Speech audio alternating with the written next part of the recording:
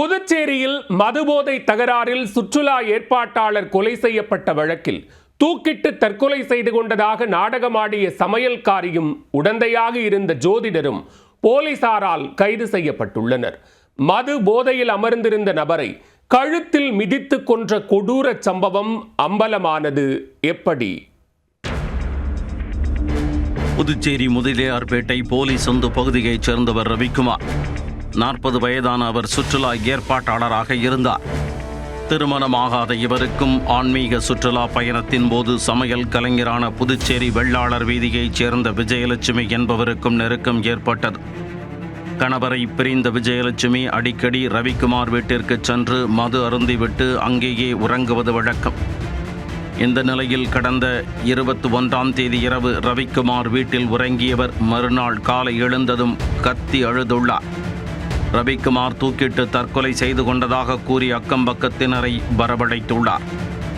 இதனையடுத்து அவர்கள் உதவியுடன் உடனடியாக ஆம்புலன்ஸ் மூலமாக ரவிக்குமார் உடல் கதிர்காமம் அரசு மருத்துவமனைக்கு அனுப்பி வைக்கப்பட்டது. இதுகுறித்து தகவல் அறிந்த முதலியார்பேட்டை போலீசார் தற்கொலை வழக்கு பதிவு செய்து விசாரணை நடத்தி வந்தனர். இதனிடையே உடற்கூராய்வு முடிந்த நிலையில் ரவிக்குமாரை யாரோ கழுத்தில் கடுமையாக தாக்கியதால் தான் அவர் உயிரிழந்தார் என்பது தெரியவந்தது. இதனால் ரவிக்குமாருடன் இரவு தங்கிய விஜயலட்சுமியை அழைத்து விசாரணை செய்ததில் முன்னுக்கு பின் முரணாக பேசியுள்ளார். இதில் சந்தேகமடைந்த போலீசார் தீவிரமாக விசாரித்ததில் ரவிக்குமாரின் இறப்பு தற்கொலை அல்ல, கொலை என தெரிய வந்தது. கடந்த 22ஆம் தேதி இரவு சேலத்தைச் சேர்ந்த ஜோதிடர் ராஜா, விஜி, ரவிக்குமாருக்கு பணியில் உடந்தையாக இருக்கும் சேதிலால் ஆகிய 4 பேரும் மது அருந்தியுள்ளனர். அப்போது ரவிக்குமாரிடம் தனது வீடு மீண்டும் விற்பனைக்கு வரவுள்ளதால் அதை வாங்க பணம் தேவை என விஜயிடம் கேட்டுள்ளார்.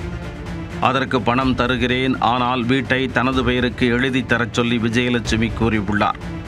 ஆனால் அதற்கு மறுப்பு தெரிவித்த ரவிக்குமார் வீட்டை தனது பெயரில் தான் கிரயம் செய்யப் போவதாக கூற இருவருக்கும் இடையே வாக்குவாதம் முற்றியுள்ளது. இதில் ஆத்திரமடைந்த விஜயலட்சுமி மதுபோதையில் சாய்ந்து அமர்ந்திருந்த ரவிக்குமாரை கழுத்தில் மிதிக்க அவர் சம்பவ இடத்திலேயே சரிந்துள்ளார். இதனை கண்ட விஜய் அவர் கழுத்தில் கயிற்றை மாட்டி தற்கொலை செய்து கொண்டது போல் தொங்கவிட்டுள்ளார்.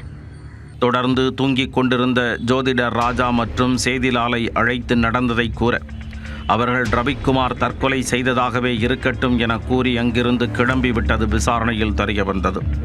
இதனைத் தொடர்ந்து கொலையை மறைத்ததாக சேலத்தில் இருந்த ஜோதிடர் ராஜா, சேதிலால் ஆகிய இருவரையும் கைது செய்த போலீசார் கைது செய்யப்பட்ட பெண் உட்பட 3 வரையும் நீதிமன்றத்தில் ஆஜர்படுத்தி காலாப்பட்டு மத்திய சிறையில் அடைத்தனர். போதை, மோகம், பணத்தாசை ஆகியவை குற்றத்தின் வாசற்படி என்பதற்கு விஜயலட்சுமி உதாரணமாகிவிட்டார்.